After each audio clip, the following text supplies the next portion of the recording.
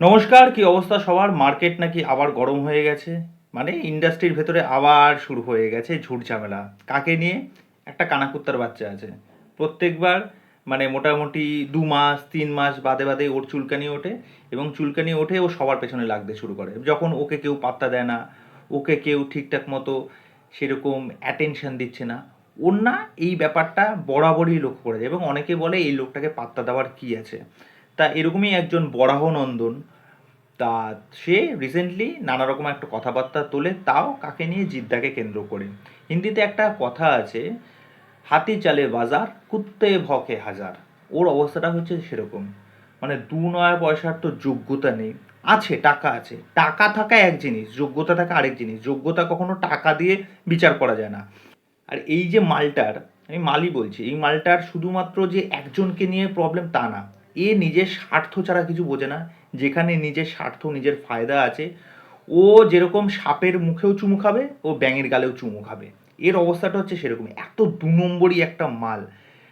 আর আমাদের এই যে ফেডারেশন, এই যে গিল্ড, এত নিয়ম কানুন, ঠিক আছে, আমি বলি এই মেন্টাল মালটাকে কেন রেখে দিয়েছে ইন্ডাস্ট্রির ভেতরে? শুধু টাকা আছে বলে? এই মালটাকে ব্যান্ড করে না কেন? এই মালটাকে ব্যান্ড করলে অনেকে শান্তি পেয়ে যায়। তা যাই হোক, এই মালটার বক্তব্য হচ্ছে, জিদ্দার কেউ বলে বিপ্লবী, কেউ বলে ডাকাত, সেটাতে জিদ্দা নাকি বলেছে যে 4 কোটি টাকা দিয়ে নাকি কর্পোরেট বুকিং করতে। আচ্ছা, এটা নাকি তার বক্তব্য। এবার কোথা থেকে কি আসলো না আসলো, এই কথার কতটা সত্যি মিথ্যা আমরা কেউ জানি না। কেননা হাওয়ায় কথাটা ভেসে এসেছে, নানা রকম পেজে লেখালেখি হচ্ছে। জিৎ ফ্যান্সরা প্রচণ্ড রেগে গেছে, রেগে যাওয়াটাই স্বাভাবিক। কেননা এরকম একটা অ্যালিগেশন, যেটার আদৌ কি কোনো সত্যি আছে না মিথ্যা আছে আমরা কেউ জানি না। এবার ব্যাপারটা হচ্ছে, তোর কি দম আছে যে এই কথাটা বলেছে কোনো অডিও বা কোনো লিখিত কোনো কিছু আছে যে তুই দেখাতে পারবি? ওই তো 3-4 মাস আজকে সবাইকে হুমকি দিয়েছিস, এফআইআর টেফআইআর নিয়ে নানা রকম অনেক কিছু বলেছিস, এটা ওটা, ঠিক আছে। তারপরে মানে এতটা বেহায়া নির্লজ্জ।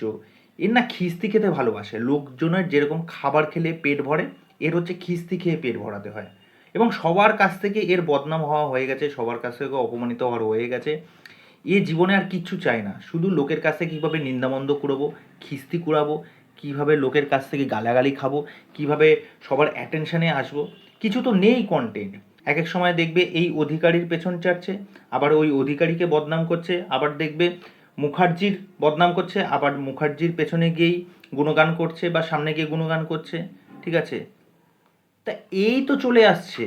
তা এই মালটাকে অ্যাকচুয়ালি সরানো উচিত, বা ওকে রাঁচিতে পাঠানো দরকার আছে। মানে এর দিক বেদিক জ্ঞান শূন্য হয়ে গেছে। প্রচণ্ড গরম পড়েছে, মানুষ একদম মানে যাচ্ছে তাই অবস্থা, বাড়ি থেকে বেরোতে পারছে না। কয়েকদিন আগেই তো নানা রকম ভিডিও ভিডিও ভাইরাল হলো, এত হাতাহাতি হলো, এত চটথাপ্পড় খেলো, মার খেলো। এর তাও মানে লজ্জা নেই, তাও লজ্জা নেই। আলফাল এসে বকতেই হবে, ওর কাজই হচ্ছে সকালবেলায় এসে বসে ওখানে লেখালেখি করে। আগে প্রথমে ভেবে নেয় কার নামে লিখতে হবে, কী লিখতে হবে, এর নামে দেখে দাও। আরে তুই যার নামে আজকে অ্যালিগেশনটা তুললি, সে যদি চায়, সে কিন্তু কখনো কোনো রকম এই পলিটিক্স বা এরকম নোংরামি কোনো কিছুর মধ্যে থাকে না।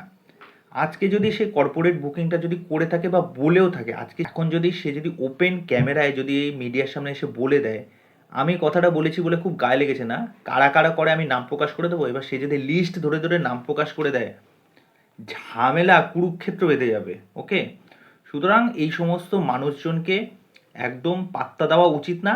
আর যারা রাস্তায় পাবেন একে, তারা তো একদম সঠিক ব্যবস্থা নেবেন এই মানুষটাকে চোখে পেলেই। তা এটাই হচ্ছে বক্তব্য। তা এই ধরনের নোংরামিকে প্রশ্রয় দেওয়া একদমই উচিত না। আমার মনে হয় যারা জিৎ ফ্যান আছো বা অন্যান্য যারা জিদ্দার কাজকে পছন্দ করো, তারা জিদ্দার সাথেই থেকো, সাপোর্টেই থেকো, এইটুকুনি বলার। তোমাদের কি ওপিনিয়ন, তোমাদের কি মতামত, কমেন্ট বক্স খোলা আছে, জানাতে পারো। চলো, বাই।